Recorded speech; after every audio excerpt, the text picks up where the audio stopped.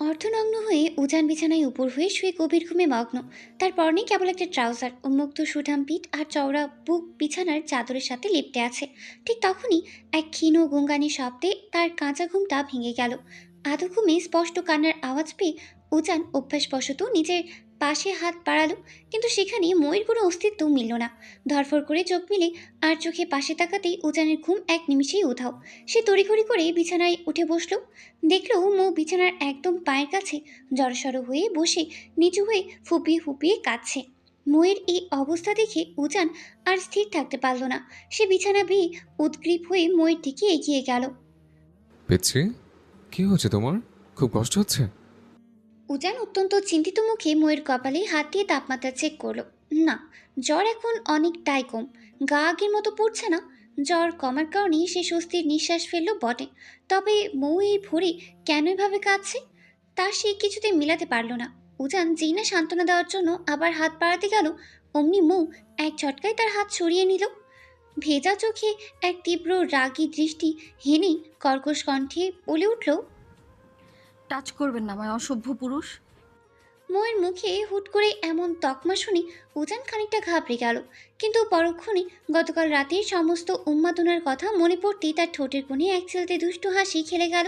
সে কিছুটা ময়ের দিকে ঝুঁকে এসে তার কানের কাছে ফিসফিসিয়ে আওড়ালো, ওকে, সভ্য হয়ে না হয় টাচ করবো। তার এই রসিকতা শুনে ময়ের ভেতরে রাগ যেন এক লহমায় তেলে বেগুনে জ্বলে উঠল। সে রাগে ফুঁসতে ফুঁসতে নিজের ছোট ছোট দুটো হাত দিয়ে উজানের শক্ত বুকে ধুমধাম কিল বসাতে শুরু করলো। উজান সেই কিলে বাধা দিল না, বরং পরম শান্ত কণ্ঠে আবার জিজ্ঞেস করলো, রিল্যাক্স পিচ্ছি, প্লিজ। বলো না, কেন কাঁদছ এই ভোরে? আই গেস তুমি আমাকে আবার পাওয়ার জন্য কাঁদছ, আমি রাইট? আচ্ছা, এর জন্য কেউ কাঁদে নাকি? আমাকে একটা ডাক দিলেই তো সব প্রবলেম সলভ হয়ে যেত। মৌ দাঁতে দাঁত চেপে চেঁচিয়ে উঠল, চুপ করুন বেহায়া পুরুষ। শুধুমাত্র আপনার জন্য, আপনার ওই পৈশাচিক কাণ্ডের জন্য আমি এখন ঠিকঠাক মতো উঠে দাঁড়াতে পারছি না। এ নিয়ে পাঁচবার চেষ্টা করলো, আমার প্রতিবারই পা কেঁপে বিছানায় পড়ে যাচ্ছি। শরীরে বিন্দুমাত্র জোর পাচ্ছি না আমি। ময়ের এই স্বীকারোক্তি শোনা মাত্রই উজান এক লাফে বিছানা থেকে নিচে নেমে এলো। কোনো কিছু না ভেবে সে খুশিতে নিজের মনে ধুম মাচালে বলতে বলতে কোমর দুলিয়ে নাচতে শুরু করে দিল। উজানের এই পাগলামি দেখে ময়ের মুখের রং মুহূর্তেই পাল্টে গেল। রাগে আর লজ্জায় সে স্তব্ধ হয়ে ভাবল, মেয়েটা তার বিপদের কথা বলছে আর এই লোকটা খুশিতে ডান্স করছে। কিছুক্ষণ কোমর দুলিয়ে নাচার পর উজান আবার ময়ের একদম কাছাকাছি ঝুঁকে এলো।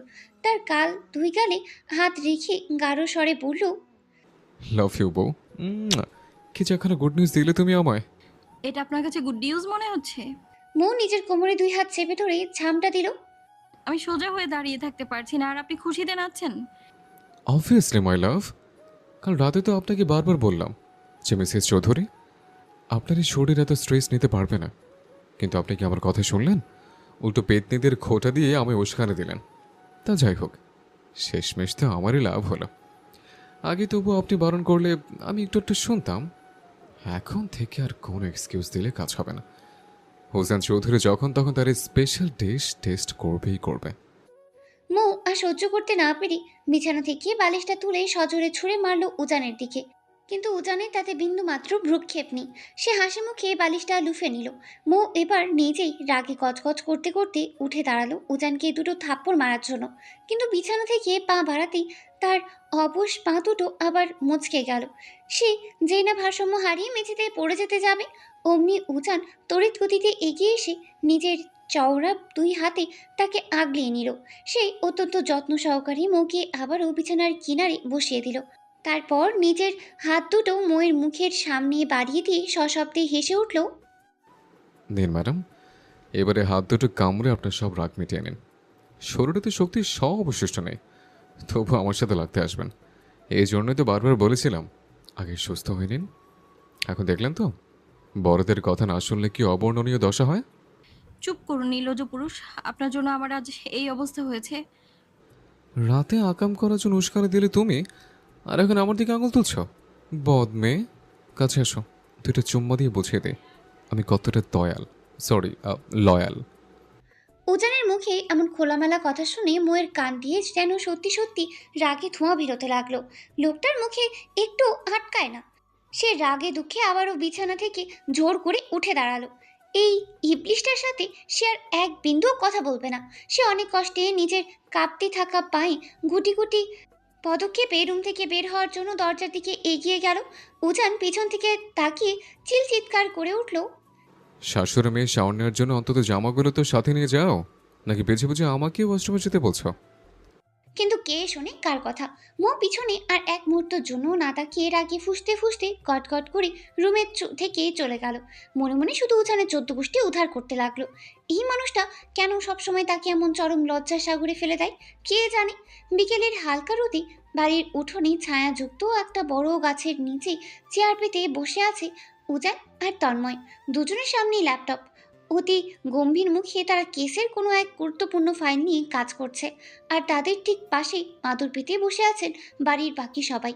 মৌ, মেহের, ইফাত, দাদি রোকেয়া বেগম, মৌয়ের মা এবং চাচি। মা আর চাচি মিলে অত্যন্ত যত্নে মৌ আর মেহেরের মাথায় তেল দিয়ে বিলি কেটে দিচ্ছেন। আর সেই দৃশ্য একদম চোখের পলক না ফেলে অধীর আগ্রহে গিলছে ইফাত। আসলে সামনে বসা নিজের নতুন বউ মেহেরের এই সেবা পাওয়ার মুহূর্তটি দেখাই তার মূল লক্ষ্য। উজান কাজের ফাঁকে 2-3 বার ইফতিকে ডাক দিয়ে তাদের পাশে বসতে বলেছিল, কিন্তু সে কানেই তোলেনি। এই নিয়ে বাড়ির বড়রা তাকে কম খোঁচায়নি, কিন্তু ইফাত তাতে বিন্দুমাত্র ভ্রুক্ষেপ নেই। তার ধ্যান জ্ঞান সব এখন মেহেরেই আটকে আছে। হঠাৎ করে উঠানের সামনের রাস্তার দিকে তাকিয়ে ময়ূর মুখটা খুশিতে গদগদ হয়ে উঠল। দূর থেকে তাদের বাড়ির দিকে এগিয়ে আসছে সাব্বির। তার 2 হাত বোঝাই হরেক রকমের বাহারি জিনিসপত্র। তাকে দেখা মাত্রই মৌ মাথার তেল মাখা অবস্থাতে এক দৌড়ে তার দিকে ছুটে গেল। বউকে এমন হুট করে ছুটে যেতে দেখে উজান ল্যাপটপ থেকে চোখ তুলে তাকালো। সামনে সাব্বিরকে দেখে তার কপালে ভাঁজ পড়ল। চোখের কোণে ফুটে উঠল এক ঈর্ষাকাত অগ্নিদৃষ্টি, কিন্তু ময়ের ওসব দিকে খেয়ালই নেই। সে দৌড়ে গিয়ে সাব্বিরকে জড়িয়ে ধরল। সাব্বির যখনই দেখলো ওদিক থেকে উজান আর তার রুদ্ধমূর্তি নিয়ে তাকিয়ে আছে, অমনি ভয়ে তার শুকনো ঢুক গিলার উপক্রম হলো। তার মুখের চওড়া হাসিটা মুহূর্তেই হাওয়ায় ফুরানো বেলুনের মতো চুপসে গেল। সে কোনো মতে হাতের জিনিসপত্রগুলো উঠানের এক পাশে রেখে এক ধাক্কায় মুখে সরিয়ে দিল এবং দৌড়ে গিয়ে দাদি রোকেয়া বেগমের পিছনে লুকিয়ে পড়ল। সাব্বিরের এমন অদ্ভুত কাণ্ড দেখে উপস্থিত সবাই ভ্রু কুঁচকে তাকালো। মৌ ঠোঁট ফুলিয়ে অত্যন্ত অভিমানী সুরেই বলল, ভাইয়া, তুমি আমায় এভাবে ধাক্কা দিয়ে সরিয়ে দিতে পারলে? সাব্বির দাদির পিছন থেকে মুখ বাড়িয়ে চেঁচিয়ে উঠল, তুই চুপ কর, খাট আসবে একটা। সে এবার আমাকে জোরে ধরেছিল বলে তোর ওই রাক্ষস পর আমাকে মেরে আত্মরা করেছিল, আর আজকে তো আমি মেরেই ফেলবে। জানো না নি, তোমার এই ঢঙ্গির নাতনির জন্য ওর বর আমাকে কি পিঠে নিয়ে না দিয়েছিল। আল্লাহ জানে সেদিন কত কষ্টে নিজের জীবনটা বাঁচিয়ে বাড়ি ফিরেছিলাম। আজকেও এই ডাইনি মহিলা একই অপরাধে আমি ফাটাতে চাচ্ছিল। সাব্বির, একটু বেশি বেশি হয়ে যাচ্ছে না? হ্যাঁ। হঠাৎ এক গম্ভীর ভারী কণ্ঠস্বর বজ্রপাতের মতো সাব্বিরের কানে গিয়ে বাজল।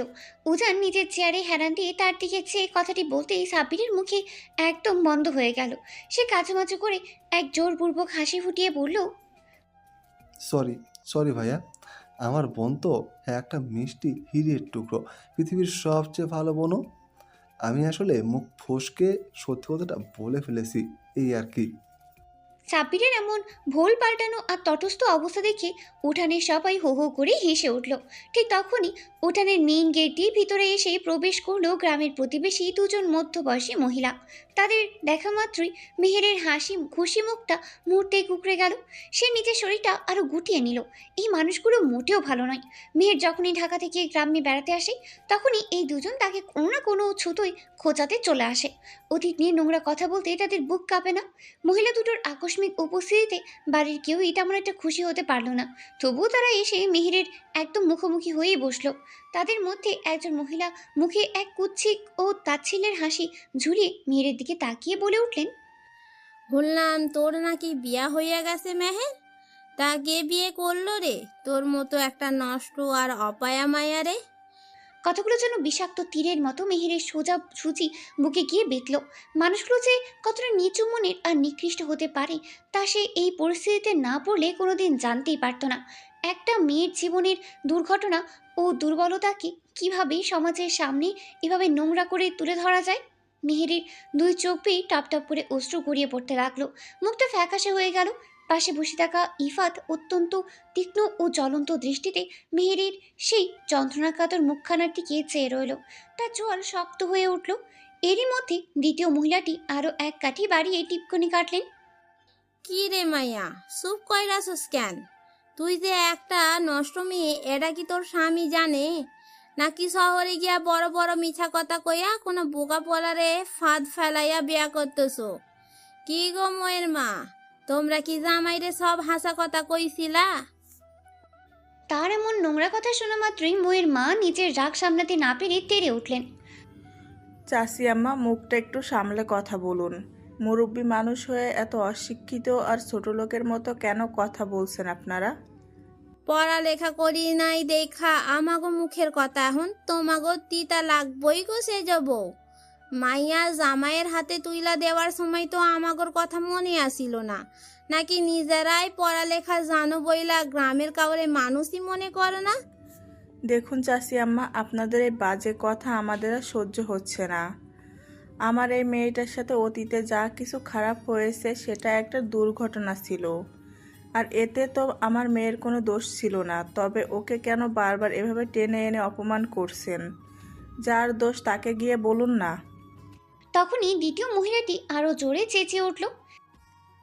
তাগো কইয়া আমাগো কি লাভ? দোষ তো তোমাগো ওই অসতী মাইয়ারই আসিল। আর বারবার আমার মাইয়া করো কেন শুনি? এই মেহের তো তোমার নিজের পেটে জন্ম দেয়া মাইয়া না। অরে লইয়া এত দরদ দেখাইছ না সেজ বউ। নাইলে দেখবা তোমার নিজের পেটের যে মাইয়া আছে তার সংসারটাও এই অলক্ষীর কারণে ভাঙ্গা যাইব। শহরের বড় ঘরের পোলা দেখা ভাইব না যে ওরে চিরকাল মাথা তুইলা রাখবো। আমার তো মনে হয় এই নষ্টা মায়ারে ওর স্বামী জামাই বাড়ি থাইকা লাথি মারিয়া খোদাইয়া দিয়েছে, তাই মুখ কালা কইরা বাপের বাড়ি আইসা পইরা রইছে। এতগুলো মানুষের সামনে নিজের চরিত্রের উপর এমন কদর্য কাদা ছেটানো আর সহ্য করতে পারল না মেহের। তার ধৈর্যের শেষ বাঁধটুকু ভেঙে চুরমার হয়ে গেল। সে কাঁদতে কাঁদতে ছটফট করে উঠে দাঁড়িয়ে চলে যেতে চাইল, কিন্তু সে সামনে এক পা ফেলার আগেই পাশ থেকে ইফাত এক শক্ত টানি তার হাতটা আঁকড়ে ধরল। মেহের কিছু বুঝে ওঠার আগেই ইফাত তাকে এক হ্যাঁচকা টানি সোজা নিজের কোলে বসিয়ে নিল। এমনিতেই মনের ভেতর চরম অপমান ও কষ্ট, তার ওপর সবার সামনে ইফাতের এমন কাণ্ড দেখে মেহেরের প্রচণ্ড রাগে মাথা কাটা যাওয়ার দশা হলো। কিন্তু ইফাত আজ কারো পরোয়া করার মুডে নেই। সে মেহেরের চোখের কোণে জমে থাকা জলটুকু নিজের বুড়ো আঙ্গুল দিয়ে আলতো করে মুছে দিল। তারপর পরম যত্নে মেহেরের মাথায় বিলি কেটে এলোমেলো চুলগুলো গুছিয়ে দিতে লাগলো। তাদের এই কাণ্ড দেখে প্রথম মহিলাটি দাঁত গিলিয়ে বিচ্ছিরি সুরেই বলল, বাহ বাহ, মায়ার দেহি বিহার পরে নাগরপালার স্বভাব যায় না।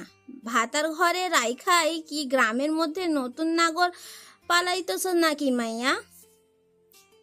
এই নোংরা ইঙ্গিতপূর্ণ কথাটি শোনা মাত্রই ইফাতের মুখের আলতো হাসি উধাও হয়ে গেল। সে মেহেরকে অত্যন্ত যত্ন সহকারে নিজের পাশেই বসিয়ে দিল। তারপর সবার সামনেই ঝুঁকে পড়ে মেহেরের কপালে এক পরম ভালোবাসার গভীর পরশ এঁকে দিল। নিজের স্ত্রীর কপালে চুমু খেয়ে সে সোজা হয়ে উঠে দাঁড়ালো।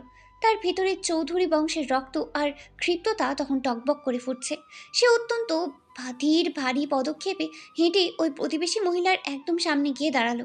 মুখে এক ভদ্রতার হাসি ঝুলিয়ে মৃদুস্বরে আওড়ালো, আসসালামু আলাইকুম দাদি জানেরা, কেমন আছেন আপনারা? অবশ্য আপনাদের শরীর মন ভালো থাকার কথাও নয়। সকাল থেকে পুরো পাড়া হন্যে হয়ে ঘুরে ঘুরে মানুষের ঘরের বদনাম আর পরনিন্দা করতে করতে নিশ্চয়ই বড্ড হাঁপিয়ে গেছেন।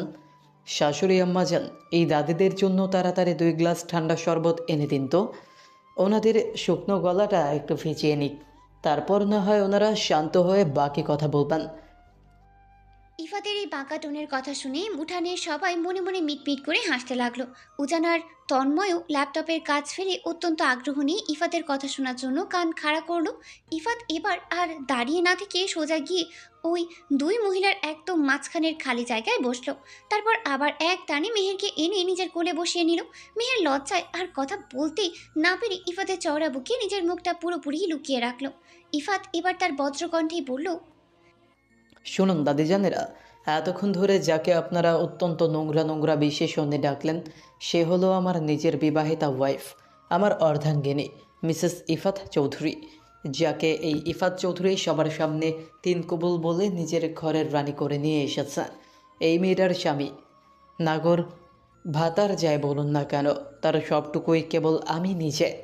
ও লাইফে অতীতে যে একটা অনাকাঙ্ক্ষিত দুর্ঘটনা ঘটেছিল সেটা আমি খুব ভালো করেই জানি, আর তার জন্য দায়ী কোন কোন কোলাঙ্গার সেটাও আমার খুব ভালো করে জানা আছে। এইখানে বসা আমার বউটা যে একটি পবিত্র ফুলের মতো নিষ্পাপ, এটাও আমি বিশ্বাস করি। কিন্তু দাদিজান, আপনি মনে হয় একটা বিষয় ভুলে গেছেন। আপনার নিজের যে আদরের 15 বছরের নাতনিটি আছে, সেই অল্প বয়সী পাড়ার ছেলেদের সাথে একে একে চারবার আপত্তিকর অবস্থায় ধরা খেয়েছে। এক এক সময় এক এক নতুন পুরুষের সাথে ওর নোংরামি হাতে নাতে ধরা পড়েছে। এমনকি গতকাল রাতেও তো শুনলাম কোনো এক ছেলের সাথে আপত্তিকর অবস্থায় ধরা খেয়ে আপনার নাতনিটি বেদম মার খেয়েছে। নিজের ঘরের নাতনি পর পুরুষের সাথে রাত বিরেতে কেলেঙ্কারি করে মার খাচ্ছে, আর আপনি সেই মুখ নিয়ে এখানে এসে আমার ফুলের মতো পবিত্র বউকে জাজ করতে এসেছেন। ভেরি সুইট দাদিজান, ভেরি সুইট। ইফাতের এই নিখুঁত ও তীরের মতো ধারালো কথা শুনে প্রথম মহিলার মুখটা মুহূর্তে চুন হয়ে গেল। সে ততমতো খেয়ে পাশে বসা দ্বিতীয় মহিলার দিকে তাকালো। ইফাত এবার তার ধারালো দৃষ্টিটা দ্বিতীয় মহিলার দিকে ফিরিয়ে আনলো। সে চাউনি দেখে দ্বিতীয় মহিলাটি ভয়ে নিজের শুকনো ঢোক গিল, কিন্তু ইফাত তাকেও ছাড়ার পাত্র নয়। আর আপনি দাদিজান, আপনার ব্যাপারেও কিন্তু পাড়ার মানুষ কম কথা বলে না। শুনলাম আপনার নিজের কোনো ধর ছেলের বউ নাকি রাত বিরেতে ঘরের ভেতর অন্য পর পুরুষদের ডেকে এনে রাখে, কারণ আপনার নিজের ছেলে নাকি ঠিক মতো। আচ্ছা থাকে ওসব ব্যক্তিগত নোংরা কথা।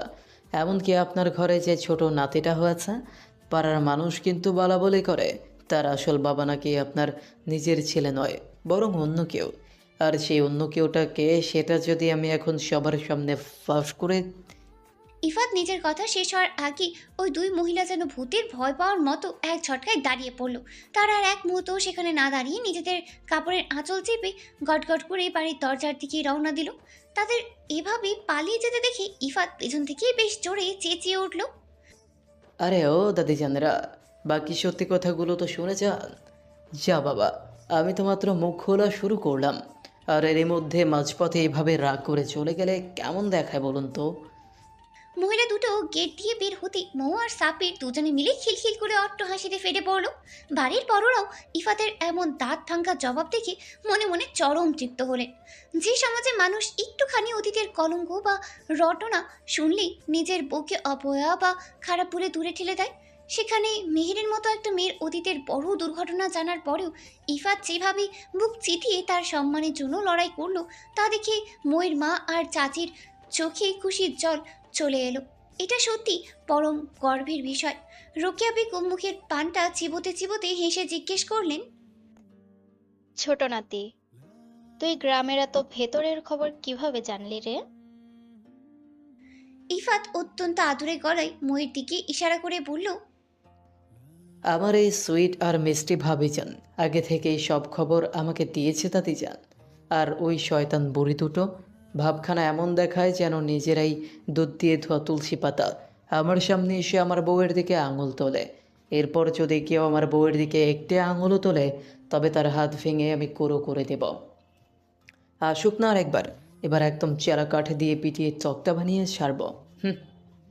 ইফাতের মতো দায়িত্বশীল মেহেরের বর হিসেবে দেখে বাড়ির সবাই স্বস্তির হাসি হাসলেন।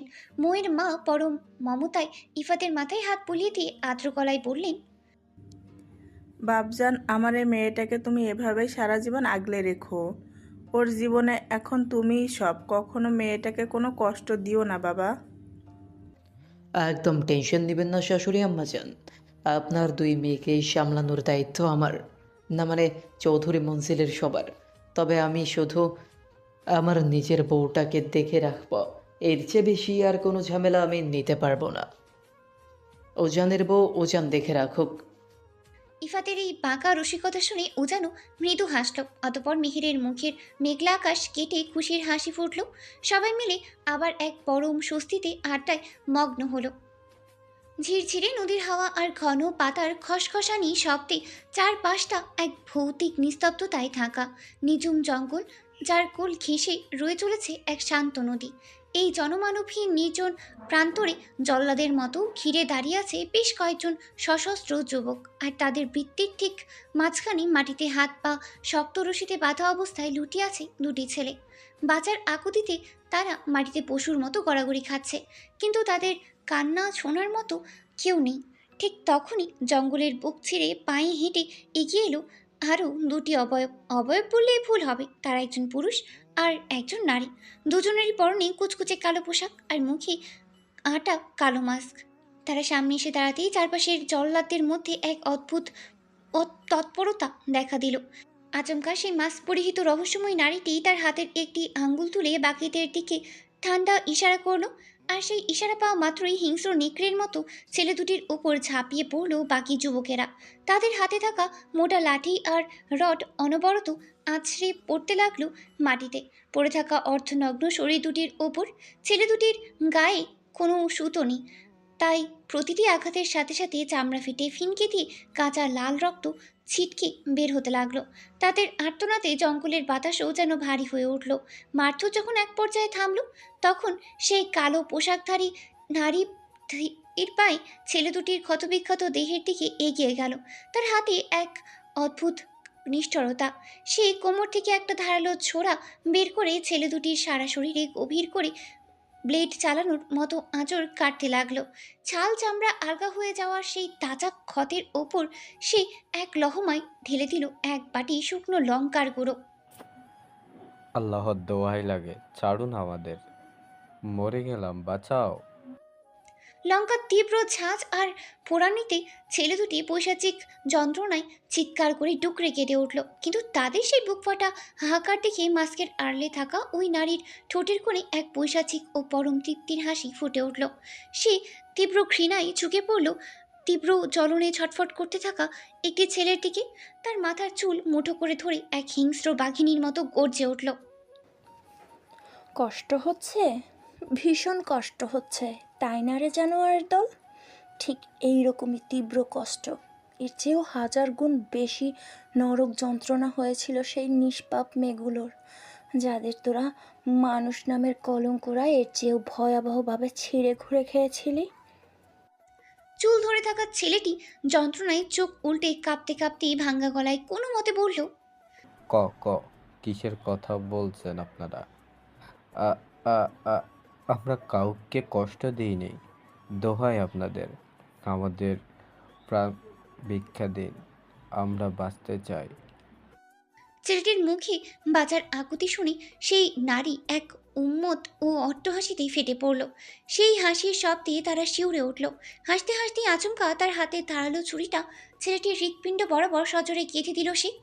পাশবিক শক্তিতে ছুরিটা বুকের ভেতর ঢুকে যেতে কলকল করে গরম রক্ত ছিটকে বের হয়ে মেয়ের কালো পোশাক ভিজিয়ে দিল। যন্ত্রণার শেষ সীমানায় পৌঁছে ছেলেটি এক গগন বিদারী চিৎকার দিল। নারীটি এক চুলো দয়া না দেখিয়ে ঠিক একইভাবে পাশে ছেলেটির বুকেও ছুরি চালিয়ে তাকেও ক্ষতবিক্ষত করে দিল। দুজন নরপিশাচ যখন নিজেদের রক্তের পুকুরে শুয়ে ছটফট করছে, তখন ওই নারী ও পুরুষের চোখে এক পরম বিজয়ের আনন্দ চকচক করে উঠল। নারীটি আবারও এক প্রলয়ঙ্কারী হুঙ্কার ছাড়ল। প্রাণ ভিক্ষা চাস তোরা? প্রাণ ভিক্ষা দিয়েছিলি তোরা সেই অসহায় মেয়েগুলোকে? প্রাণ ভিক্ষা যাদের তোরা স্রেফ ওয়ান টাইম টিস্যুর মতো ইউজ করে ডাস্টবিনে ছুঁড়ে ফেলেছিলি, তারা যখন তোদের পায়ে ধরে জীবনের শেষ আকুতি করেছিল, তখন তো তোদের পাষাণ গলেনি। তবে আজ কেন কেন তোদের আমি মুক্তি দিব বল? প্রথম ছেলেটি রক্তাক্ত মুখ উঁচিয়ে শেষবারের মতো কিছু একটা বলার চেষ্টা করতে মুখ ক্ষিপ্ত হয়ে একটার পর একটা গুনে গুনে 6 বার তার ধারালো ছুরির ফালা বসিয়ে দিল ছেলেটির ক্ষতবিক্ষত বুকে। প্রতিটি ফালা বসানোর সাথে সাথে মাংস কাটার বিভৎস শব্দ হতে লাগলো। ছেলেটি নিজের জীবনের শেষ ভিক্ষা চেয়ে গঙ্গাতে লাগলো, কিন্তু সেখানে কেউ তার কথা শোনার জন্য দাঁড়িয়ে নেই। হুট করে সেই নারী তার সমস্ত রুদ্ধমূর্তি আর খুনে চোখ নিয়ে ছেলেটির কানের কাছে মুখ নামালো। শীতল ও ফিসফিসানি কণ্ঠে আওড়ালো, প্রথম ফলাটা দিলাম আমার জানের টুকরাকে মিথ্যা প্রলোভন দেখিয়ে তোদের পশুবৃত্তির চাহিদা মেটানোর জন্য। দ্বিতীয় ফলাটা দিলাম আমার জানের নিষ্পাপ হৃদয়টাকে টুকরো টুকরো করে ভেঙে ফেলার জন্য। তৃতীয় ফলাটা দিলাম আমার জান তোকে নিজের আপন ভাই ভেবে বিশ্বাস করার পর যেভাবে তুই তাকে পেছন থেকে ঠকিয়েছিস তার প্রতিশোধের জন্য। চতুর্থ ফলাটা দিলাম আমার জানের ওপর তোরা যে অমানবিক ও পাশবিক নির্যাতন চালিয়েছিস তার জন্য। পঞ্চম ফলাটা দিলাম আমাদের পরিবারের সকলের বিশ্বাস এভাবে ভেঙে ফেলার জন্য। আর এই ষষ্ঠ ফলাটা দিলাম কারণ আমার আম্মু তোকে নিজের পেটের ছেলের মতো ভালোবেসে বিশ্বাস করেছিল। আর তুই সেই মায়ের অন্য খেয়ে তার সাথেই বেইমানি করলি। মৃত্যুর কোল ঘেঁষে দাঁড়িয়ে ছেলেটি চোখ দুটো কোনো মতে মিলে শেষ নিঃশ্বাস ত্যাগের আগে কাঁপা কাঁপা ঠোঁটে জিজ্ঞেস করলো, ক ক কে আপনি?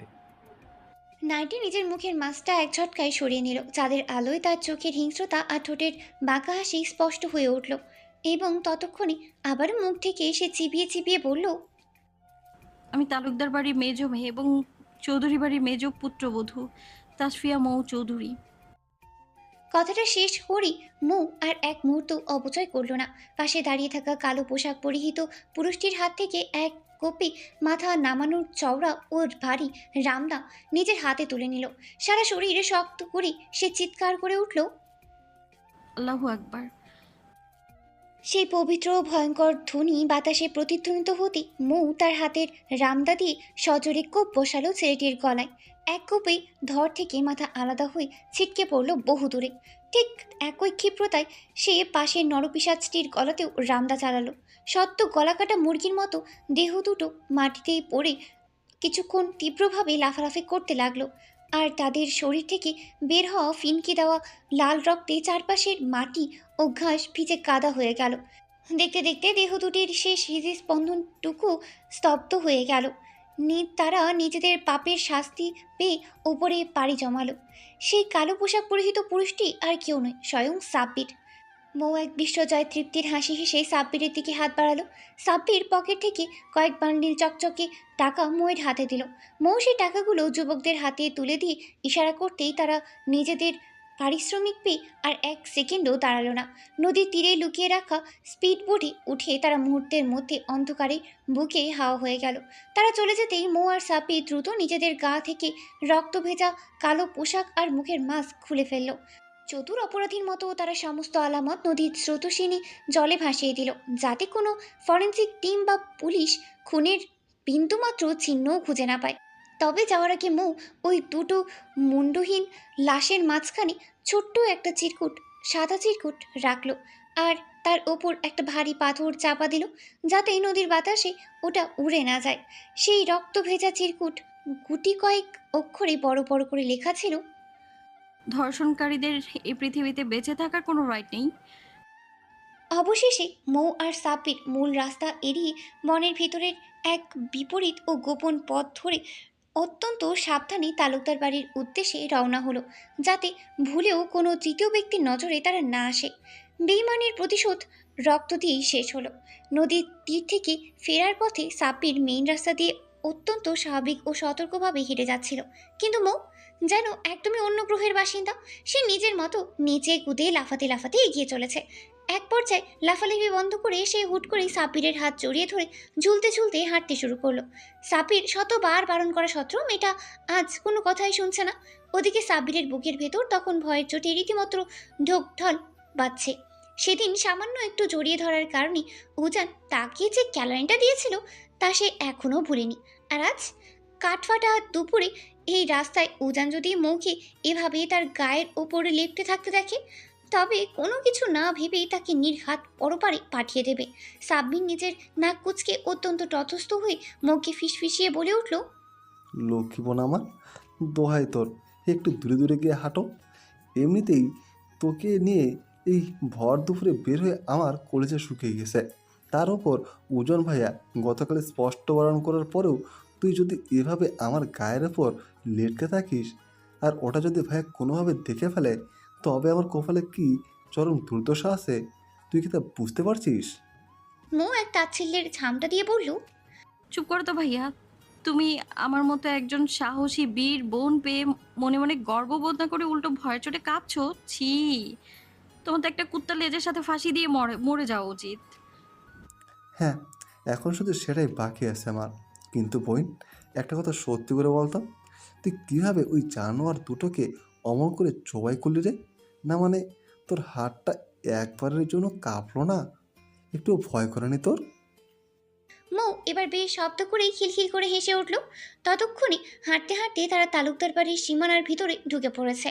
তাই মৌ কণ্ঠস্বর একদম নিচু করে ফিসফিসিয়ে বলল, ওসমান তালুকদারের নাতনি আমি, আর তুমি আমায় জিজ্ঞেস করছো আমার ভয় করে কি না? ওসমান তালুকদার নিজে একলা দাঁড়িয়ে একসাথে 100টা লাশ ফেলে দেওয়ার ক্ষমতা রাখতেন, আর আমি তার রক্তের হয়ে এই সামান্য দুটো পশুকে মারতে পারবো না? ভয় পাবো? How funny! মৌয়ের আজব যুক্তি শেষ হতে না হতেই মেহের এবং মৌয়ের মা অত্যন্ত ফ্যাকাশে মুখে দৌড়ে তাদের দিকে এগিয়ে এলেন। মৌয়ের মায়ের চোখে মুখে তখন এক চরম আতঙ্ক ও গ্রীপ ভাব। তিনি হাঁপাতে হাঁপাতে কাঁপো কাঁপো গলায় বললেন, জানিস মা, রহিমার কুলাঙ্গার ছেলে আর তার এক বন্ধুকে নাকি কে বা কারা জঘন্যভাবে মারধর করে গলা কেটে মাথা শরীর থেকে আলাদা করে নদীর তীরে ফেলে রেখে গেছে। পুরো গ্রাম তোলপাড় হয়ে যাচ্ছে। মৌ মুহূর্তের মধ্যেই নিজের মুখের সমস্ত ভাব পরিবর্তন করে অবাক হওয়ার নাটক করলো। সে নিজের শুকনো মুখ বানিয়ে আমতা আমতা করে বলল, সত্যি বলছো আম্মু? একটা পশুর মতো মানুষ এই জঘন্য কাজটা করতে পারলো? তবে আমার কি মনে হয় জানো আম্মু, যে কাজটা করেছে সে একদমই ঠিক কাজ করেনি। তার উচিত ছিল ওই ধর্ষকগুলোর শুধু গলা না কেটে ওদের ইয়েটাও কেটে ফেলা, তবেই না আসল শাস্তি হতো। মৌয়ের মুখ থেকে এমন ঘোরতর ও খোলামেলা কথা শোনা মাত্রই তার মা পুরো থতমত খেয়ে গেলেন। পাশে রোহান আর সাব্বির দাঁড়িয়ে আছে, আর তাদের মতো জোয়ান ছেলেদের সামনে মেয়েটা কিভাবে এমন অবলীলায় এসব কথা উচ্চারণ করে। মৌয়ের মা লজ্জায় আর অস্বস্তিতে তোতলাতে তোতলাতে বললেন, আচ্ছা, তোরা এখানে থাক, আমি একটু ওদিক থেকে আসছি। এই বলে তিনি আর এক মুহূর্ত সেখানে না দাঁড়িয়ে দ্রুত পায়ে চলে গেলেন। তিনি চলে যেতেই সাব্বির আর নিজের হাসি চেপে রাখতে পারল না। সে হো হো করেই হেসে ওঠে। এই তেঁতুল গাছের পেতনি, তোর ভেতরে সাধারণ বোধ বুদ্ধিকে একবারে লোপ পেয়েছে নাকি? মামির সামনে কেউ অমন ইয়ে কাটার কথা বলে? যা বাবা, দোষ করলো ওই নরপিশাচগুলো, অথচ তাদের বেলায় কিছুই না, আর আমি জাস্ট একটা ন্যাচারাল সলিউশনের কথা বলেছি বলি যত দোষ। মৌ মুখ বাঁকালো। তারপর মৌ এবার ধীর পায়ে মেহেরের দিকে এগিয়ে গেল। মেহের তখনও বড় বড় চোখ করে এক ফ্যাকাশে ও শুকনো মুখে মৌয়ের দিকে তাকিয়েছিল। সে মৌয়ের কাছে আসতেই অত্যন্ত কাঁপানো গলায় শুধালো, মো, সত্যি করে বলতো, কে করলো এইসব? গ্রামের মানুষ তো ভয় কাঁপছে। যেই করুক না কেন, পাপ করলে তার শাস্তি তো প্রকৃতি কোনো না কোনোভাবে দেবেই। So just chill baby. এই বলে মৌ কোনো এক বিজয়ের মতো মেহেরের চারপাশে গোল হয়ে ঘুরতে লাগলো। সাব্বির পলক্ষীনভাবে মেয়েটার এই অদ্ভুত কাণ্ডের দিকে তাকিয়ে রইল। এত বড় একটা নৃশংস খুনের মিশন শেষ করে এসে একটা মেয়ে কীভাবে এত রিল্যাক্স মুডে ঘুরতে পারে, এমনকি অন্যকে চিল করার পরামর্শ দিতে পারে, তা ভেবেই সাব্বিরের মাথা ঘুরে যাওয়ার দশা হলো। সাব্বির কিছুটা ময়ের দিকে ঝুঁকে এসে নিচু স্বরে আওড়ালো, বোন রে, তুই এত রিল্যাক্স কীভাবে থাকিস বলতো? আমাকে একটু অমন ঠান্ডা মাথায় রিল্যাক্স থাকার টিপস দিস। সময় হলে দেখবো নে। এবার তুমি এখান থেকে কাটো দেখি ভাইয়া। ওইদিকে তোমার গার্লফ্রেন্ড আবার তোমায় দেখতে না পেয়ে অভিমান করে মুখ ফুলিয়ে বসে থাকবে। যাও যাও। সাব্বির একগাল মুচকি এসে সেখান থেকে প্রস্থান করলো। সাব্বির চলে যেতেই মৌ মেহেরের হাত ধরে বাড়ির চারপাশটা ঘুরে ঘুরে দেখতে লাগলো। তার মুখের এই পরম তৃপ্ত ও বিজয়ের হাসি দেখে মেহেরের মনের ভেতরের সুপ্ত সন্দেহটা এবার দ্বিগুণ রূপ নিল। গতকাল রাতেও এই মেয়েটা সাব্বিরকে সাথে করে আড়ালে ফিসফিস করে কি যেন গোপন কথা বলছিল। এমনকি আজ সকাল থেকেও সে অনেকক্ষণ ধরে বাড়িতে ছিল না। আবার তার ফেরার ঠিক পরপরই খবর এলো যে মেহেরের জীবনের সেই ধর্ষকদের বাকি দুজনকে কেউ অত্যন্ত নৃশংসভাবে কেটে নদীর তীরে ফেলে রেখে এসেছে। মেহের আর নিজেকে ধরে রাখতেই পারল না। সে এক গভীর সন্দেহ ভরা ও তীক্ষ্ণ দৃষ্টিতে ময়ের চোখের দিকে চেয়ে থমকানো গলায় বলে উঠল, পাখি, একদম সত্যি করে বলতো আমায়, এই পুরো কাণ্ডটা তুই নিজে করেছিস তাই না? দেখ পাখি, আমার কাছে অন্তত কোনো মিথ্যে কথা বলবি না। 5 বছর আগে সে অভিশপ্ত ঘটনার কথা আমি কিন্তু আজও ভুলে যাইনি। সেদিনও হয়তো তুই তীব্র রাগের মাথায় ওই 4 কুলাঙ্গারের মধ্য থেকে একজনকে চলন্ত গাড়ির সামনে ধাক্কা দিয়ে ফেলে দিয়েছিলি। আর তার ঠিক 3 বছর পর দ্বিতীয় জনকেও কেউ একজন ছুরি দিয়ে কুপিয়ে মেরে ফেলেছিল, যার ভয়ে বাকি 2জন কুলাঙ্গার এই গ্রাম থেকে ছেড়ে পালিয়ে গিয়েছিল। আর আজ 2 বছর পর যখনই তারা আবার এই গ্রামে পা রাখলো, ঠিক তখনই তোর হুট করে এই গ্রামে আসার জন্য জেদ চাপলো। এই সব কিছুর টাইমিং কেমন যেন বড্ড সন্দেহজনক লাগছে আমার কাছে। প্লিজ পাখি, আমায় বল, কি হয়েছিল আজ সকালে? মেহেরের এমন অকট্য যুক্তি ও জেরা শুনেও ময়ের মুখে বিন্দুমাত্র ভয়ের রেখা ফুটল না। সে মেহেরের গাল দুটি আলতো করে টিপে দিয়ে অত্যন্ত আদুরে সুরেই বলল, ও বেবি, তুইও না পারিস বটে। আমি এসব খুনাখুনির বিন্দুমাত্র কিছুই জানি না। তুমি ওসব বাজে বাজে চিন্তা মাথা থেকে ঝেড়ে ফেলে জাস্ট এটা ভেবে খুশি হও যে পাপীরা শেষমেশ তাদের নিজেদের করা পাপের চরম শাস্তি পেয়ে গেছে। এবার এই আজগুবি গোয়েন্দাগিরি বন্ধ করে সোজা নিজের বরের কাছে যা দেখি। ইফাত ভাইয়া তার বউকে ছাড়া নিশ্চয়ই ওই দিকের ছটফট করছে, আর আমি বরং একটু গিয়ে দেখি আমার ওই খাটাস প্রফেসর বরটা আবার কোথায় কোথায় টই টই করে ঘুরে বেড়াচ্ছে। এই বলেই মেহেরকে উঠান থেকে একা দাঁড় করিয়ে রেখে নিজের ঠোঁটের কোণে এক রহস্যময় হাসি ঝুলিয়ে অত্যন্ত হালকা পায়ে বাড়ির পিছনের বাগানটার দিকে এগিয়ে গেল। গুটি গুটি পায়ে বাগানটার দিকে এগিয়ে যাচ্ছিল। ঠিক তখনই পিছন থেকে একটা জোরালো শক্ত হাত এসে আচমকা তার হাতটা আঁকড়ে ধরলো।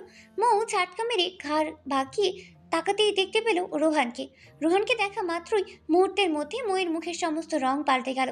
সে তীব্র ঘৃণায় আর বিরক্তিতে এক ঝামটা দিয়ে রোহানের হাতটা নিজের গা থেকে সরিয়ে দিল।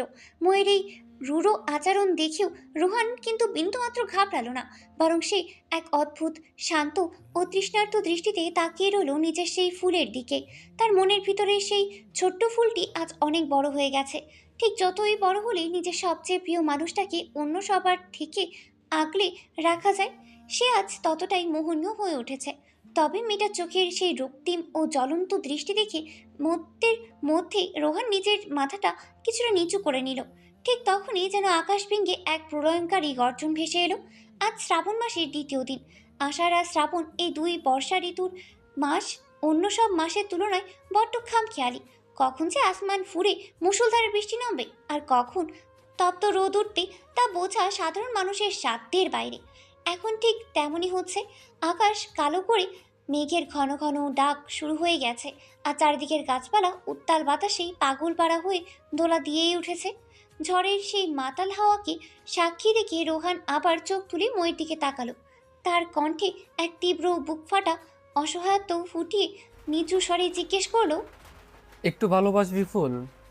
রোহানের এই কাতর আর আর্ত কণ্ঠস্বর শুনি নিজের ভিতরের উপচে পড়া রাগটাকে কোনো মতেই কিছুটা নিয়ন্ত্রণে আনলো। মুখে চুপ থাকতে দেখে রোহান আবারও ব্যাকুল হয়ে বলে উঠল, ফুল, কথা বলছিস না কেন? একটু ভালোবাসবি আমায়? সত্যি করে বলছি, তোকে ছাড়া আমার এই জীবনটা একবারে শূন্য হয়ে গেছে। ভালো লাগে না কিছু। চারপাশে সব কিছু কেমন দম বন্ধ করা জেলের মতো লাগে আমার। তুই শুধু একবার আমার হয়ে জানা ফুল। তোকে আমি পৃথিবীর বুক উজাড় করা ভালোবাসা দেব। কখনো কোনো দিন একটা অভিযোগ করার সুযোগ তোকে দেব না। এই এতিম ছেলেটাকে তোর ভালোবাসায় একটুখানি ভিক্ষা দে প্লিজ। আর সহ্য করতে না পেরে কড়া গলায় বলে উঠল, রোহান ভাইয়া, আল্লাহ দোহাই লাগে, এবার অন্তত থামো প্লিজ। কেন দিনের পর দিন এমন পাগলামো করছো তুমি? রোহান এক তপ্ত দীর্ঘশ্বাস ফেলে আনমনে ময়ের দিকে তাকিয়ে আওড়ালো, তুই তো আমার না, তবুও কেন তোর জন্য এত মায়া হয়? তুই তো আমার হবি না, তাহলে কেন এই হৃদয় শুধু তোকে পাওয়ার জন্য ছটফট করে? তার এই প্রশ্নের পিঠে প্রথমে কোনো উত্তর খুঁজেই পেল না। চারপাশের গাছের পাতার খসখসানি আর মেঘের গর্জনের মাঝে কিছুক্ষণ নিস্তব্ধতা বিরাজ করল। রোহান আবারও অধৈর্য হয়ে বলে উঠল, কি হলো ফুল, উত্তর দে। তুই যখন আমার হবিই না, তাহলে কেন আমার বুকের ভালোবাসা জন্ম দিলি? কেন হৃদয় বুঝে না? তুই সত্যি সত্যি অন্য কারো, বল আমায়। ঠিক তখনই মৌ মৃদু স্বরে বলতে লাগলো, ট্রাই টু আন্ডারস্ট্যান্ড, একটু বোঝার চেষ্টা করো ভাইয়া। এটা কোনোদিনও সম্ভব নয়। আমি আমার প্রফেসর সাহেবকে ছেড়ে তোমার সাথে নতুন করে ঘর বাঁধতে পারবো না। পারবো না আমি তোমার হতে। আমি শুধু তারই। মইর মুখ থেকে উজানের নাম শোনা মাত্রই রোহানের ভিতরের সপ্ত সুপ্ত শয়তানটা যেন এক লহমায় জেগে উঠল। সে এক হিংস্র ঝটকায় মইর দুই কাঁধ শক্ত করে চেপে ধরে হুঙ্কার দিয়ে উঠল, কেন পারবি না, বল আমায়, কেন পারবি না? কিসের অভাব আছে আমার মাঝে? আমি তো ওজনের থেকে কোনো অংশে কম নই। সব দিক থেকে তো আমি ওকে টেক্কা দেওয়ার মতো ক্ষমতা রাখি। তবুও কেন বারবার আমাকে ফিরিয়ে দিচ্ছিস? কেন তুই আমাকে গ্রহণ করছিস না? কথা শেষ হতে না হতেই এক থাপ্পড়ের শব্দ প্রতিধ্বনিত হলো।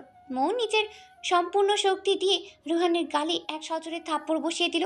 রাগে মইয়ের ফর্সা মুখটা মুহূর্তের মধ্যেই টকটকে লাল হয়ে উঠল। চোখের দৃষ্টিতে ফুটে উঠল এক প্রলয়ঙ্কারী রূপ। সে আর এক মুহূর্ত সময় নষ্ট না করে রোহানের শার্টের কলারটা নিজের দুই মুঠোর শক্ত করে চেপে ধরে এক বাঘিনীর মতো গর্জন করে উঠল, কারণ তোমাকে আমার বিন্দুমাত্র ভালো লাগে না রোহান ভাইয়া। তোমাকে আমি চিরকাল শুধুমাত্র নিজের বড় ভাই ভেবে সম্মান করে এসেছি। এর চেয়ে আর সবচেয়ে বড় কথা হচ্ছে, তুমি একজন অত্যন্ত নোংরা এবং খারাপ মানুষ। তুমি মোটেও ভালো নও, আর না তুমি আমার যোগ্য। ময়ের মুখে নিজের এমন কুৎসিত রূপের বর্ণনা শুনে রোহান পুরো স্তব্ধ হয়ে গেল। সে অসহায় ও বিভ্রান্ত করে স্বরেই শুধালো, তো তো তুই কি বলতে চাচ্ছিস ফুল? ঠিক তখনই আকাশের এক তীব্র বজ্রপাতের আলোয় সাথে সাথে ময়ের কণ্ঠ বজ্র মতো গর্জে উঠল। আজ থেকে ঠিক 7 বছর আগের কথা মনে পড়ে তোমার? তুমি তখন ইউএসএ গিয়েছিলে, আর সেখানে যাওয়ার কিছুদিন পরেই নাকি কেউ একজন তোমার ভিসা এবং পাসপোর্ট চুরি করেছিল।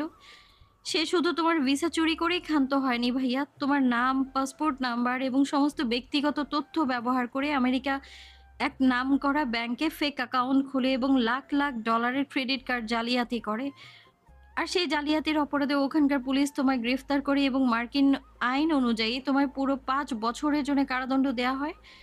আমার প্রশ্ন হলো, কারাগার থেকে বের হওয়ার পর বাকি মাত্র 2 বছরে তুমি আমেরিকার মাটিতে এমন কি করে, মানে কি আলাদিনের ছেঁড়া হাতে পেলে যে তুমি রাতারাতি কোটি কোটি টাকার মালিক বনে গেলে? একটু বুঝিয়ে বলবে আমায় সেখানে কত বড় শত ভালো কাজ ছিল, যা করে একটা সদ্য জেল খাটা আসামি 2 বছরে কোটিপতি হয়ে দেশে ফেরে? আমি যদি সাপোজ ধরেও নিই যে তুমি মাসে 2 লাখ টাকা করে লিগ্যাল ইনকাম করতে, সেই হিসেবে 2 বছরে তোমার সর্বোচ্চ 48 লাখ টাকা হওয়ার কথা। কিন্তু তোমার অ্যাকাউন্টে তো এখন কোটি কোটি টাকা। বলো আমায়, কিভাবে হলে তুমি এত কোটি টাকার মালিক? ময়ের মুখ থেকে নিজের জীবনের সবচেয়ে অন্ধকার ও গোপন অধ্যায়ের নিখুঁত বিবরণ শুনে রোহান যেন জীবন্ত এক পাথরের মূর্তির পরিণত হলো। তার পায়ের তলার মাটি যেন মুহূর্তেই সরে গেল। সে নিজের স্বাভাবিক ভাব বজায় রাখার আপ্রাণ চেষ্টা করে কাপা গলায় জিজ্ঞেস করলো, ফুল ফুল তুই এসব আজেবাজে কথা কিভাবে জানলি?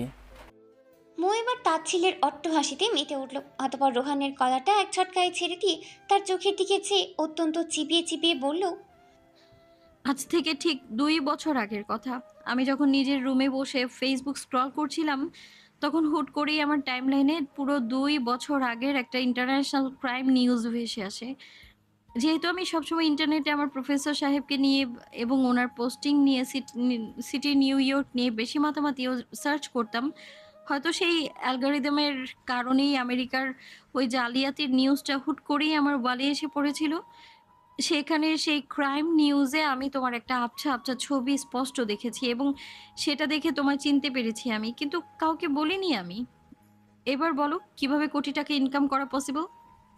ময়ের মুখ থেকে নিজের জীবনের সবচেয়ে অন্ধকার সত্যিটা শোনার পর রোহানের মুখটি আর কোনো কথাই সরল না। তার সমস্ত যুক্তি যেন মুহূর্তের মধ্যে ধূলিসাৎ হয়ে গেল। সে অপরাধীর মতো মাথা নিচু করে দাঁড়িয়ে রইল। তার এই নিচুর রূপ দেখে ময়ের চোখের সেই প্রলয়ঙ্কারী হিংস্রতা কিছুটা স্তম্ভিতও হলো। সে এক অদ্ভুত শান্ত ও কোমল গলায় বলল, রোহান ভাইয়া, অতীত যাই হোক, আমি চাই না তুমি যে খারাপ কাজ করেছো সেটা সবার সামনে এক্সপোজ হোক। আমি এখনো তোমার ভাইকে ভাই হিসেবেই সম্মান করি তোমায়। সো প্লিজ, তুমি নিজের জন্য নতুন কাউকে খুঁজে নাও এবং নতুন করে সুন্দর একটা ভবিষ্যৎ শুরু করো, একটা লক্ষ্মী মেয়েকে বিয়ে করে ঘরে তোলো। রোহান শূন্য দৃষ্টিতে ময়ের দিকে তাকালো। তার ঠোঁটের কোণে এক বুক ফাটা তাচ্ছিল্যের হাসি ফুটে উঠল। সে অত্যন্ত ভারী ও ভাঙ্গা গলায় আওড়ালো, ফুল, কখনো শুনেছিস প্রাণ ভোমরা ছাড়া বেঁচে থাকা সম্ভব? কখনো শুনেছিস এক নারীতে আসক্ত হলে দ্বিতীয় কোনো নারীর সাথে সংসার বাঁধা যায়? কখনো শুনেছিস নিজের ভালোবাসাকে জীবন্ত কবর দিয়ে অন্য কাউকে আপন করে নেওয়া যায়? কথাটা শেষ হতে না হতেই আকাশ ভেঙে ঝুমঝুম করে মুষলধারে বৃষ্টি নামতে শুরু করে দিল। শ্রাবণের সেই তীব্র বর্ষণ থেকে নিজেকে বাঁচাতে মৌ আর এক মুহূর্ত সেখানে দাঁড়ালো না। সে তড়িঘড়ি করে ছাট এড়াতে বাড়ির ভিতরের দিকে দৌড়ে চলে গেল। কিন্তু রোহান যেখানে দাঁড়িয়েছিল ঠিক সেখানে একইভাবে মূর্তির মতো দাঁড়িয়ে রইল। মেয়েটি যাওয়ার সময় একবারের জন্য পেছন ফিরে তার দিকে তাকালো না। রোহান সে বৃষ্টি ভিজতে ভিজতে মোয়ের চলে যাওয়া পথের দিকে চেয়ে আনমনে সুরে ফিসফিসিয়ে বলে উঠল, অথচ তুই কোনো কালে জানতে পারবি না তোকে নিজের করে পাওয়ার জন্য কত নারীকে মৃত্যুর মুখে ঠেলে দিয়েছি আমি। চারপাশে তখন মেঘের ডাক আর বিদ্যুতের চমকানি আরো কয়েক গুণ বেড়ে গেল। আলোর সেই তীব্র ঝলকানিতে চারিদিকের অন্ধকার হয়ে উঠেছে। রোহানের আর সেখানে সোজা হয়ে দাঁড়িয়ে থাকার মতো ক্ষমতা রইল না। তার বুকের ভেতর এক অসহ্য তীব্র যন্ত্রণা মোচড় দিয়ে উঠল। এই বুকে জ্বলতে থাকা দহনের আগুন নেভানোর কোনো রাস্তা আর জানা নেই। ঠিক এই অসহায় মুহূর্তে তার নিজের মৃত মা বাবার কথা ভীষণভাবে মনে পড়ে গেল। চোখে জল আর বৃষ্টির জল একাকার করে সে থুপথাপ পা ফেলে তালুকদার বাড়ি থেকে এক প্রকার উন্মাদের মতো বেরিয়ে গেল। তার একমাত্র গন্তব্য গ্রামের এক কোণে থাকা তার বাবা মায়ের কবরস্থান। কিছুক্ষণ পর তীব্র ঝড় বৃষ্টির মাঝে রোহান তার কাঙ্ক্ষিত জায়গায় পৌঁছেও গেল। সেখানে পৌঁছানো মাত্রই সে যেন তার শরীরের শেষ অবশিষ্ট শক্তিটুকু হারিয়ে ফেলল। আচমকা নিজের শরীরের ভারসাম্য সামলাতে না পেরে সে ধপাস করে ভেজা মাটিতে গুলটি শুটিয়ে পড়ল। শ্রাবণের কর্দমাক্ত পানিতে তার পোশাক পুরো সুঠম শরীর মাখামাখি হয়ে গেল। কিন্তু সেসবে তার বিন্দুমাত্র খেয়াল নেই। সে পাগলের মতো দু হাতে নিজের মায়ের ভেজা কবরের মাটি জড়িয়ে ধরে চিৎকার করে কেঁদে উঠল। কিন্তু চারপাশের এই প্রলয়ঙ্কারী ঝড় আর বৃষ্টির শব্দের নিচে তার সেই গগনবিতার এই চিৎকারের শব্দটুকু ঢাকা পড়ে গেল। কোনো জীবিত মানুষ তার ভেতরের এই চরম হাহাকার দেখতে পেল না। মা গো, ও মা, তোমরা কেন চলে গেলে আমায় ছেড়ে? তোমাদের সাথে আমাকেও নিয়ে গেলে কি হতো? তোমাদের ছেলে একদম ভালো নেই মা। আমি বেঁচে থেকেও জিন্দা লাশ হয়ে গেছি। কেউ ভালোবাসে না এই এতিম ছেলেটাকে। আমাকে আমাকে তোমাদের কাছে নিয়ে যাও না মা। আমি এই স্বার্থপর দুনিয়ায় আর থাকতে চাই না। রোহানের এই বুক ফাটা আর্তনাদ খোলা আকাশের বুকে প্রতিধ্বনিত হতে লাগলো। সে কবরের ভেজা কাদা মাটিতে নিজের মুখটা ঘষতে ঘষতে আবারও তীব্র আক্ষেপে সুরে বলে উঠল, মা, ও মা, ফিরে এসো না গো। একবারের জন্য তোমার ছেলের বুকে সত্যিই কষ্ট হচ্ছে মা। প্লিজ ফিরে এসো। জানো মা, তোমার এই আদরের ছেলেটা আর আগের মতো নেই। সে এখন মন খুলে হাসতে পর্যন্ত ভুলে গেছে। এখন তীব্র কষ্ট পেলেও কারো কোলে মাথা রেখে একটু শান্তিতে ফুপিয়ে ফুপিয়ে কাঁদার সুযোগ পায় না। এই দুনিয়ায় আমার খোঁজ নেওয়ার মতো কেউ নাই মা। বাহিরের সব মানুষ রোহান কত সুখী, কত বিত্তশালী, কত ভালো আছে সে, অথচ আমার ভেতরে এই নরক যন্ত্রণা কেউ দেখলো না। কেউ ওপাশ থেকে এসে আমার মাথায় হাত বুলিয়ে বলে না, বাবা কষ্ট পাস না, সব ঠিক হয়ে যাবে। জানো মা, আমার সেই ফুল আর আমার নেই। সে আজ অন্য কারো বিবাহিত স্ত্রী হয়ে গেছে। আমার ফুল আমাকে চায় না মা। সে আজ অন্য কোনো পুরুষের বুকে মাথা গুঁজে নিজের জীবনের পরম শান্তি খুঁজে নেয়, অথচ আমাকে এই দহনের আগুনে প্রতিটা পল পুড়িয়ে ছাই করে দিচ্ছে। বলতে বলতে হঠাৎ করে রোহানের শরীরটা একদম নিস্তেজ হয়ে গেল। বৃষ্টির তীব্র ঠান্ডায় আর মনের ভেতরের উপচে পড়া যন্ত্রণায় ক্লান্তি লহমায় তার মাথা কথা বলার সেই শক্তিটুকু কেড়ে নিল। সে মায়ের কবরের ভেজা মাটিটুকুর বুকের সাথে শক্ত করে জড়িয়ে ধরে একদম চুপ করে পড়ে রইল। চারপাশে তখন শুধু ঝুমঝুম বৃষ্টি পড়তে লাগলো। রুমের খোলা জানলার পাশে নিথর হয়ে দাঁড়িয়ে বৃষ্টি দেখছিল মৌ। আজ তার মনটা বড্ড ভারী। একদিকে রোহানকে দেওয়া কঠোর আঘাত ও তার চোখের হাহাকার, আর অন্যদিকে আগামীকালই এই গ্রাম ছেড়ে ইট কাঠের শহর ঢাকায় ফিরতে হবে। সে চেয়েছিল গ্রামের এই শান্ত পরিবেশে আরও কিছুদিন কাটিয়ে যেতে, কিন্তু উজান একেবারেই রাজি নয়। তাই উজানের কথার অনিচ্ছা সত্ত্বেও সায় দিতে হয়েছে তাকে। তবে তালুকদার বাড়ির সকলের চেয়ে রোহানের জন্যই ময়ের বুকের ভেতর কেমন যেন একটা সূক্ষ্ম অপরাধবোধ আর মায়া কাজ করছে। মানুষটার মনে তার প্রতি ভালোবাসার বিন্দুমাত্র কমতি নেই, তবে যে ভালোবাসায় মানসিক শান্তি আঘাত হয়ে দাঁড়ায় তাকে কিভাবেই বা আপন করে নেওয়া যায়। মৌ সবসময় রোহানের সাথে খারাপ ও রূঢ় আচরণ করে, যাতে লোকটা তাকে ঘৃণা করে দূরে সরে যায়। কিন্তু বিধিবাম, সে যত দূরে ঠেলতে চায় রোহান তত বেশি তার কাছে আসার পাগলামি করে। উজান এই রোহানের একপাক্ষিক পাগলামির কিছুই জানে না, আর মৌ নিজেও চায় না এসব নিয়ে কোনো অশান্তি হোক। রোহানের জন্য তার মনে কেবল মায়া আর ভাইয়ের প্রতি সম্মানটুকু অবশিষ্ট আছে, কিন্তু জীবনসঙ্গী হিসেবে তাকে ভাবা অসম্ভব। এত বুঝিয়েও যখন কাজ হলো না, তখন মনটা খারাপ হওয়াটাই স্বাভাবিক। ঠিক তখনই পিছন থেকে দুটি পরিচিত শীতল হাতের আলতো স্পর্শ মোয়ের কোমরে অনুভব হলো। মুহূর্তের মধ্যেই একজোড়া চওড়া হাত তাকে পিছন থেকে পরম ভালোবাসায় আঁকড়ে ধরল। অন্য কোনো পরপুরুষের ছোঁয়ায় যা ভয় ধরায়, এই একটা মানুষের স্পর্শে মৌ ততটাই নিরাপদ আর ভালোবাসার স্বর্গ খুঁজে পায়। উজান তাকে একদম আষ্টে পিষ্টে নিজের সাথে জড়িয়ে ধরেছে। সে মৌয়ের ঘাড়ের খাঁচে মুখ গুজে দিয়ে নিজের তপ্ত ঠোঁট ছোঁয়াতে মৌ এক মিষ্টি শিহরণে খানিকটা কুকিয়ে উঠল। তবে তাকে আরও অবাক করে দিয়ে উজান এক নিমিষে মৌকে নিজের পাজা খুলে তুলে নিল। অতপর অতি যত্নে তাকে বিছানায় আধশোয়া অবস্থায় বসিয়ে দিল। উজান এক সেকেন্ডও দেরি না করে নিজের মাথাটা মৌয়ের বুকের ওপর নামিয়ে দিল। তাকে জড়িয়ে ধরে অত্যন্ত নিচু গলায় আওড়ালো, পিচ্ছি হাত দুটি একটু মাথার মধ্যে চালিয়ে দাও তো। মৌ মাধ্যমের মতো ধীরে ধীরে আঙ্গুল চালিয়ে উজানের ঘন চুলগুলো বিলি কেটে দিতে লাগলো। কিছুক্ষণ রুম জুড়ে কেবল বৃষ্টির শব্দ ছাড়া আর কিছুই ছিল না। হুট করে উজান চোখ না খুলে জিজ্ঞেস করে উঠল, পিচ্ছি, তোর গলার লকেটটা কই? মৌ এক লহমায় চমকে উঠল। রুমের শান্ত পরিবেশ যেন থমকে গেল। সে তো এই প্রশ্নটাকেই সবচেয়ে বেশি ভয় পাচ্ছিল। লকেটটা কখন কোথায় হারিয়ে গেছে সে নিজেও জানে না। মানুষটা নিজের পছন্দের জিনিস তাকে স্পেশালভাবে উপহার দিয়েছিল, আর সেটা হারিয়ে গেছে শুনলে উজান নিশ্চয়ই কষ্ট পাবে। ভয় মৌ একদম চুপ মেরে মাথা নিচু করে রইল। উজান সব বুঝতে পেরে উঠে বসলো এবং মৌয়ের ফর্সা মুখটা আলতো করে টেনে দিল। শান্ত স্বরে বলল, লকেট হারিয়েছে বলে কি কেউ এভাবে চুপ করে মাথা নিচু করে রাখে? একটা হারিয়েছে, 10টা নতুন করে কিনে দেব। এর জন্য এত সুন্দর মুডটা অফ করবে না। আবার কিনে দেবেন? কিন্তু ওটা তো আপনি স্পেশালভাবে গিফট করেছিলেন। ওটা তো আপনার নামের প্রথম অক্ষরটাও খোদাই করা ছিল। মৌ একদম নিচু স্বরে অপরাধীর মতো জবাব দিল। উজান বাঁকা হাসল। মৌয়ের কপালে নিজের ঠোঁট ছুঁয়ে গাঢ় কণ্ঠে আওড়ালো, আবার কিনে দেব। তাছাড়া তোমার এই মাথা থেকে পাওয়া অবধি অন্য কারো দেওয়া কোনো জিনিস কি পড়ার পারমিশনে উজান চৌধুরী দিয়েছে? না তো। এমনকি তোমাকে পুরোপুরি নিজের করে স্পর্শ উজান চৌধুরীই করেছে। ওটা কি তোমার জন্য সবচেয়ে স্পেশাল গিফট নয় মিসেস চৌধুরী? বউকে লজ্জায় লাল হয়ে যেতে দেখে উজান মনে মনে মুচকি হাসল। তারপর ইশারায় পাশে টি টেবিলে রাখা নিজের লেদার ওয়ালেটটা চেক করতে বলল।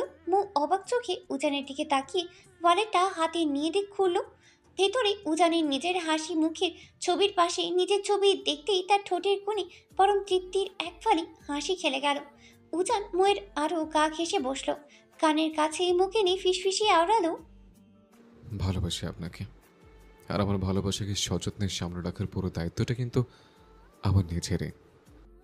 উজানের মুখ থেকে এত গাঢ় ভালোবাসা প্রকাশের কথা শুনে মৌ ক্ষণিকের জন্য বিমোহিত হয়ে গেল। কিন্তু তখনই উজান ইশারায় ওয়ালেটের ভিতরের গোপন পকেটটার দিকে তাকিয়ে বলল। মৌ কৌতূহল নিয়ে পকেটটা খুলতে খুশিতে উৎফুল্ল হয়ে উঠল। সেখানে চকচক করছে তার সেই হারিয়ে যাওয়া লকেটটি। আনন্দের অতিশয্যে কোনো কিছু না ভেবেই মৌ উজানের গলায় 2 হাত জড়িয়ে ধরে তার গালে এক চুমু বসিয়ে দিল।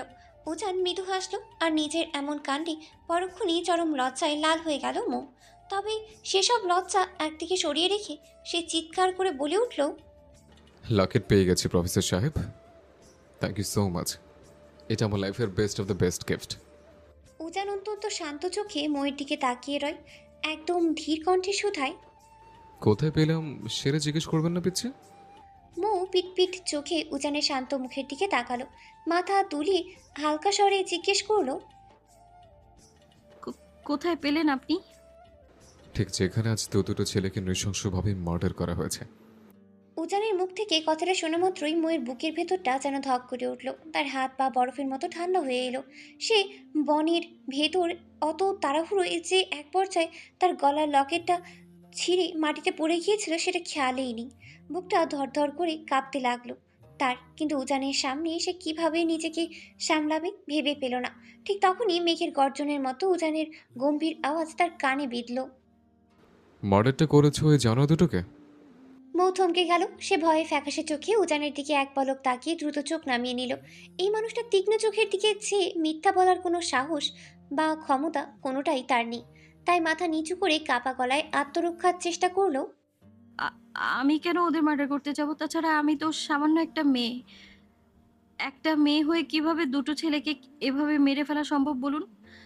দ্যাটস গুড যুক্তি মিসেস চৌধুরী। উজান ঠোঁটের কোণে এক রহস্যময় ও হিংস্র হাসি ঝুলিয়ে আরেকটু ঘনিষ্ঠতা বাড়িয়ে বসলো। তবে আপনি একটা মারাত্মক ভুল করে ফেলেছেন। আপনি কি জানেন, খুনি যতই চালাক হোক না কেন, অকুস্থলে সে কোনো না কোনো প্রমাণ রেখে আসে। আর আপনি তো কেবল এই ইমোশনাল নবগত খুনি। মৌ অসহায় চোখে উজানের দিকে তাকালো। উজানের অনামিকা আঙ্গুল দিয়ে ময়ের চিবুকটা ধরে মুখটা উপরে তুলে মৃদু স্বরেই বলল, আপনি হয়তো ভেবেছিলেন নদীর তীরে পানি আর কাদায় সব প্রমাণ মুছে গেছে, তাই না? কিন্তু শোনান, ঘটনাস্থলে আপনার জুতোর ছাপ স্পষ্ট পাওয়া গেছে। আপনার মাথার দুটো ছিঁড়ে যাওয়া চুল আমি যেখানে থেকে তুলে এনেছি, যা ল্যাবে টেস্ট করলে হুবহু আপনার ডিএনএর সাথে মিলবে। সাব্বিরের জুতো জোড়ার সাইজ ও ছাপও সেখানে বিদ্যমান। এমনকি আপনারা দুজন এখন যে জুতো দুটো পরে ঘুরে বেড়াচ্ছেন, সেগুলোর তলে এখনও সেই নদীর তীরে বিশেষ লালচে কাদামাটি লেগে আছে। এখন বলুন মিসেস চৌধুরী, পেশাদার আইনি আদালতে আপনাদের দুজনের খুনি আসামি প্রমাণ করার জন্য এই প্রমাণ কি যথেষ্ট নয়? ময়ের চোখ দুটো আতঙ্কে বড় বড় হয়ে গেল, বুক ফেটে কান্না আসার উপক্রম হলো তার। সে তো প্রতিটি পদক্ষেপ সাব্বিরকে সাথে মিলে অত্যন্ত সাবধানেই ফেলেছিল। 5 বছর আগের সেই ঘটনার সময়ও তো সেই নিখুঁত কাজ করেছিল, তখন তো কেউ তাকে ধরতে পারেনি। তবে এই মানুষটা কিভাবে এত কম সময় এত সূক্ষ্মভাবে সমস্ত প্রমাণের সুতো এক জায়গায় গুটিয়ে নিয়ে এলো? আমি এসব মুখ কাঁপতে কাঁপতে অস্পষ্ট স্বরে কিছু একটা বলতে চাইল, কিন্তু কথাগুলো যেন তার গলায় এসে আটকে গেল।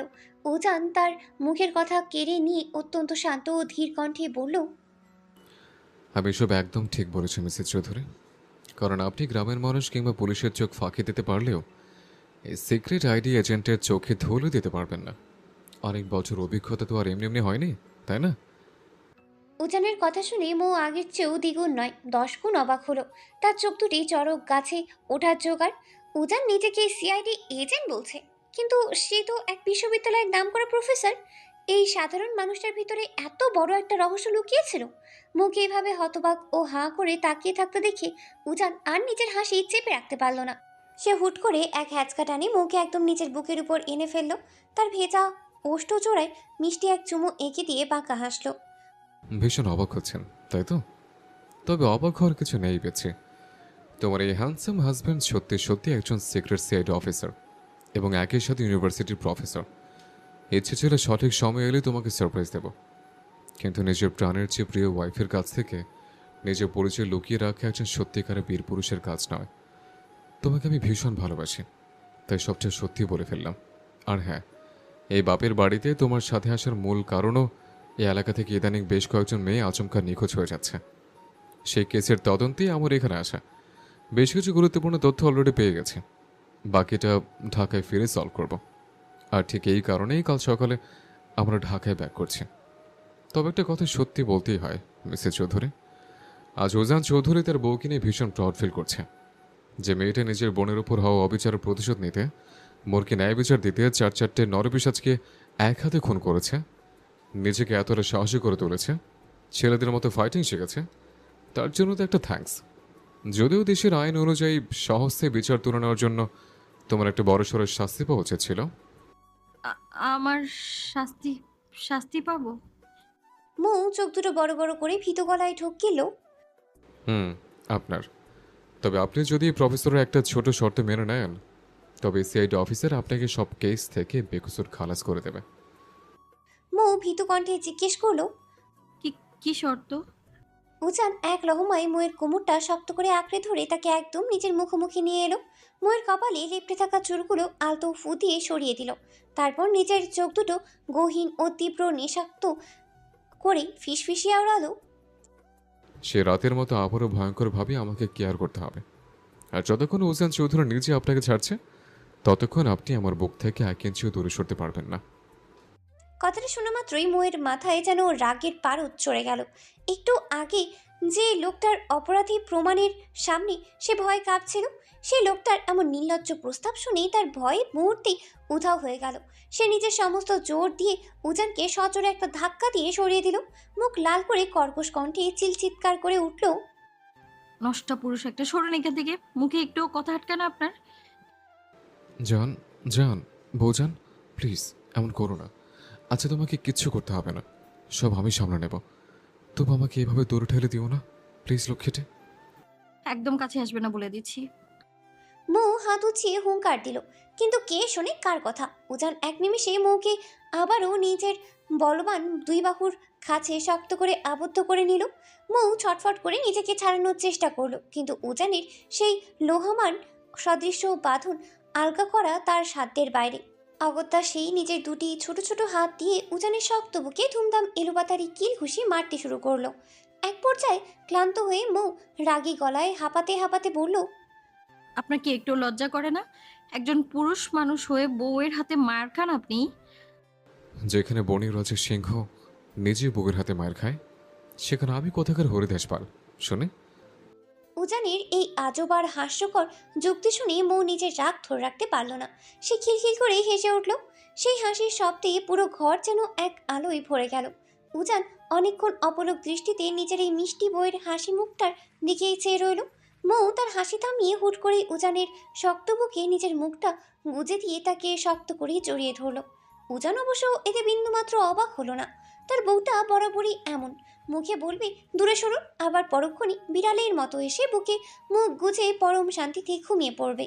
মৌ উজানের বুকে মাথা রেখে তার গভীর চোখের দিকে চোখ রেখে অত্যন্ত কৌতূহল নিয়ে প্রশ্ন করল, আচ্ছা, আপনাকে এখন থেকে প্রফেসর বলবো নাকি অফিসার?